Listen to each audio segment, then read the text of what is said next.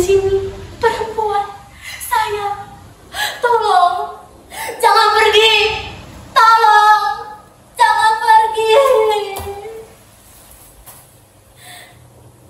Tidak ada yang sudi menolong saya. Tidak ada yang datang. Saya dilupakan. Sudah berapa lama saya di sini? Tidak tahu. Sudah berapa lama saya disiksa macam binatang? Tidak tahu apakah saya binatang. Mudasir, kamu Mudasir, bagaimana caranya kamu ada di sini? Kenapa kamu tidak ingat saya lagi? Ini saya, Atika, istrimu. Dulu kamu mengantar saya ke Jakarta. Lalu kita berpisah di Bandara Soekarno-Hatta. Dan kita sering mengirim surat. Jangan pergi Mudasir, jangan tinggalkan saya. Apa saya sudah tidak punya daya tarik lagi? Dulu kamu sering bilang saya cantik. Saya memang cantik. Kecantikan alami tanpa gincu dan juga bedak. Kamu dulu sering bilang begitu. Ini saya, Atika. Saya tahu akibat penyiksaan ini membuat saya tidak secantik dulu lagi. Mungkin wajah saya sekarang sudah seperti gombal busuk, bacin, tidak lagi dipandang, bikin jijik ya. Tapi Mudasir, kamu menikahi saya lahir dan batin kan? Bukan karena wajah saya kan? Jika memang benar kamu di sini, tolong saya, keluarkan saya dari sekapan ini. Lalu kita akan pulang kampung bersama-sama. Tidak perlu melapor kepada polisi atau raja diraja. Tidak ada gunanya melapor kepada Menteri Tenaga Kerja. Kita adalah warga negara Indonesia, bukan warga negara Filipina. Beruntunglah mereka yang berasal dari Filipina. Presiden mereka peduli terhadap nasib tenaga kerja mereka. Sementara kita, jika ada uang, diperas sampai habis berlangsung. Jika ada musibah, pura-pura tidak tahu, diabaikan. Sudahlah Mudasir, bicara tentang penanganan terhadap TKW seperti saya membuat dada saya semakin sesak. Mengapa? Karena mereka malas menanganinya. Tidak mau tangan kotor dan energi berhamburan. Ya, sebab tidak ada uang komisi yang berlimpah dalam kamu.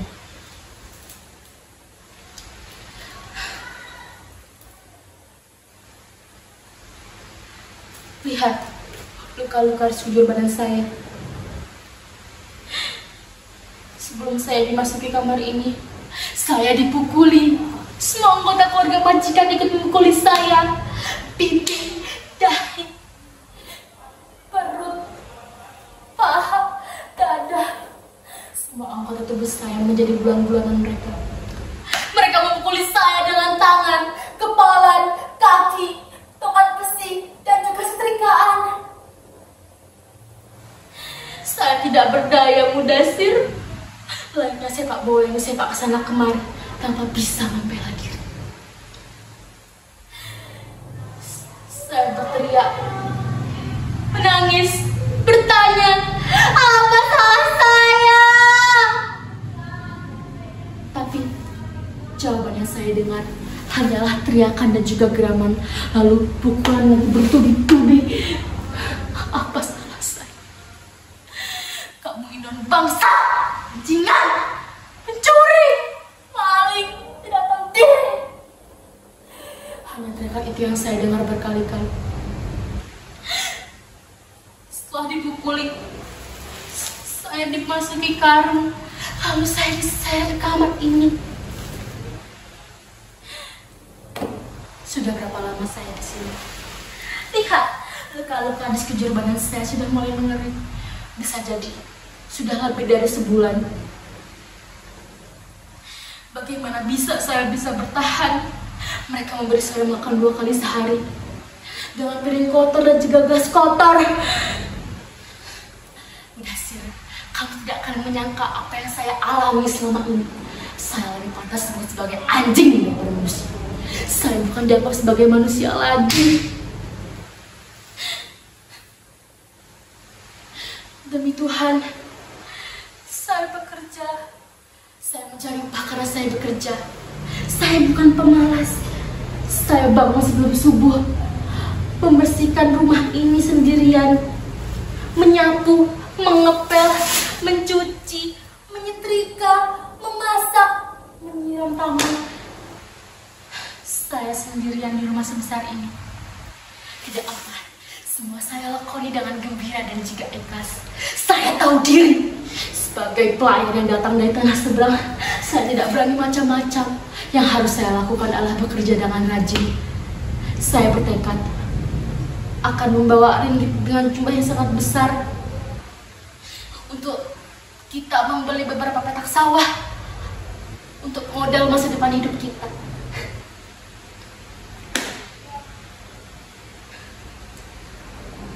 Di bulan ke-13, majikan lelaki saya mendatangi saya. Tampak mabuk dia. Sekitar pukul 11, nyonya dan anak-anaknya sedang menginap di luar kota. Jadi, di rumah sebesar ini hanya ada kami berdua. Dia duduk di samping ranjang. Saya malah ketakutan keringat saya berjatuhan. Dia mulai berbaring. Dia mengisyaratkan tangannya agar saya berbaring di sebelahnya. Saya menggeleng, badan saya gemetaran. Dia menatap saya dengan mata menyalanya dan mengisyaratkan tangannya lagi agar saya tidur di sebelahnya. Saya menggeleng, saya duduk merinding di pojok. Saya waspada. Dia mulai bangkit. Saya rela. Saya mulai waspada. Saya bisa saja pukul. Saya bisa saja memukul jika hal itu terjadi.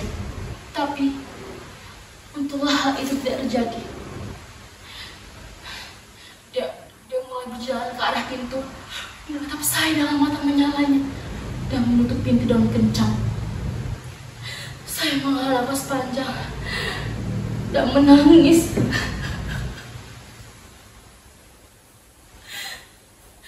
Bersyukur kepada Tuhan karena saat malam itu tidak terjadi apa-apa. Ya, saya selamat dari pemerkosaan majikan saya. Saya mengunci pintu dan menangis sampai subuh. Berhasil. Saya baru sadar mungkin itulah salah satu kesalahan saya, menolak hajat majikan saya. Makanya saya ditendangi, dipukuli, dan disiksa seperti ini. Di bulan ke-16, majikan lelaki saya mengeluh kehilangan uang. Anak lelaki dan perempuan mereka pun mengeluh kehilangan uang dengan jumlah yang sangat banyak. Saya dijanjikan kambing hitam dalam peristiwa itu, padahal bukan saya pencurinya.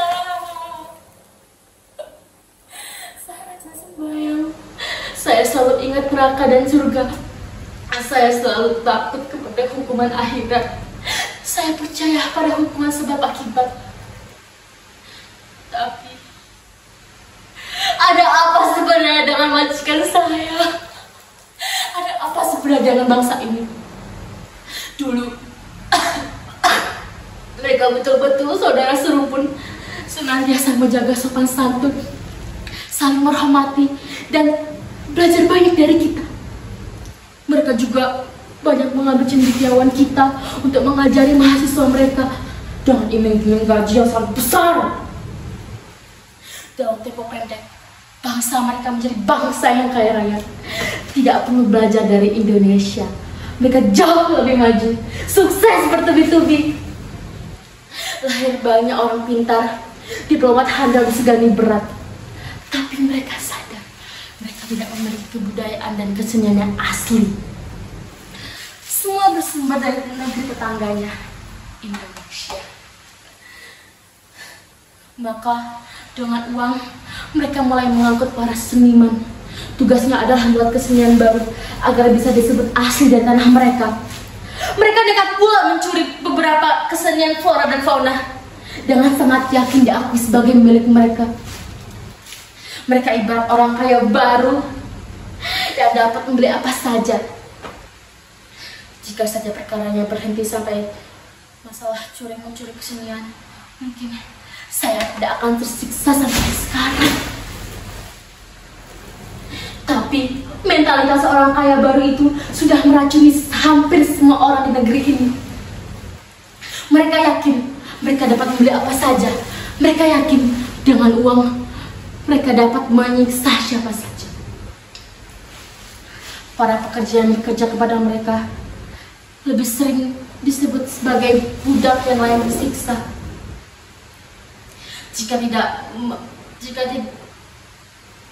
Jika melakukan kesalahan atau tidak mengikuti hajat syurga mereka, mereka tak lagi takut pada hukum.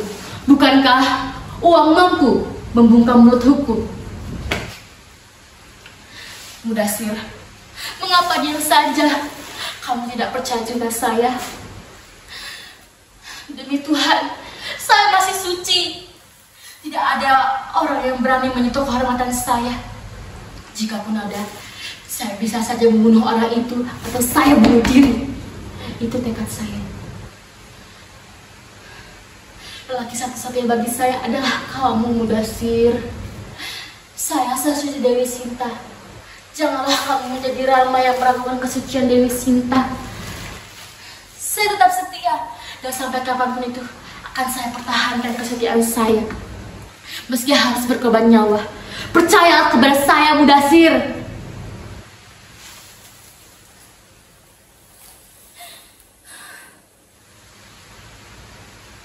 Jangan pergi. Jangan berpaling. Jangan tinggalkan saya. Saya butuh kehadiranmu. Mau nyata ataupun hayalan, saya sudah tidak peduli. Saya butuh kamu. Meskipun kamu tidak nyata, saya butuh kehadiranmu. Saya tahu kamu pasti marah karena dulu saya langsung pergi ke negeri ini untuk bekerja. Padahal kita baru 3 bulan menikah. Tapi itulah rencana saya untuk mengumpulkan modal hidup agar kita tidak sengsara. Saya harap kamu sudi memahaminya.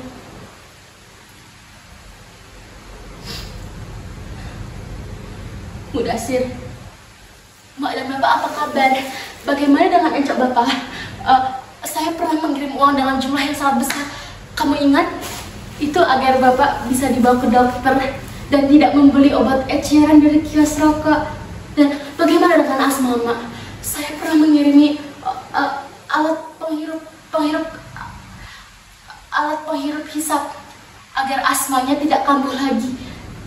Itu sangat manjur. Saya yakin pasti asma Mak langsung sembuh. Mudasir, kamu dengar? Ada langkah orang yang datang ke sini. Tunggu sebentar. Tolong! Siapa saja di situ? Tolong! Saya di sini. Ada orang di sini. Tolong! Jangan pergi. Jangan tinggalkan saya. Tolong! Jangan pergi. Tolong!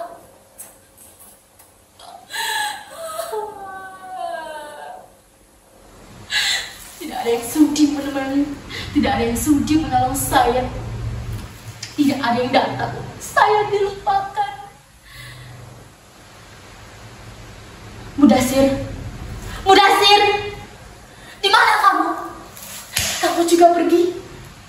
Mudasir, Mudasir, kamu juga pergi. Tega meninggalkan saya. Saya sendirian. Saya sudah tidak ada apa-apa lagi. Saya sudah habis. Bahkan bayangan suami saya juga pergi meninggalkan saya. Tega meninggalkan saya. Saya rela mati kalau memang saya harus mati. Tapi saya wajib menceritakan peristiwa apa yang saya alami selama ini. Entah kepada siapa. Ya, kepada siapapun yang mau mendengar. Saya akan ceritakan sampai rinci, sampai hal-hal paling kecil. Yang salah harus menerima hukuman. Saya tidak rela mati tanpa orang tahu apa yang terjadi atas diri saya. Apa siksaan yang saya alami selama ini. Manusia dilahirkan dengan Manusia dilahirkan dengan derajat yang sama. Tidak ada manusia yang berhak menyiksa manusia lain. Manusia tidak berhak menentukan nasib manusia lain. Hanya Tuhan yang Maha Esa yang berhak menentukan nasib manusia. Saya dianiaya tanpa sebab. Adilkah itu? Tapi terus terang, saya lelah meminta tolong. Sudah berapa kali sekali saya meminta tolong, tapi tidak ada yang datang untuk menolong saya. Apa tidak ada yang merasa kehilangan saya? Sehari 2 hari itu masih bisa dimaklumi, tapi sebulan seharusnya sudah membuat masyarakat curiga. Bisa jadi sudah terjadi pembunuhan. Pembunuhan yang saya alami bukanlah pembunuhan tubuh, tapi pembunuhan mental dan juga pembunuhan politik. Kita seringkali disebut sebagai binatang, tidak punya wibawa, agar percaya diri kita hilang, agar kita merasa bahwa kita hanya bangsa pelayan, tidak punya wibawa. Karena kita jauh lebih miskin dan jauh lebih hancur. Beda dengan negeri jiran yang kaya raya itu.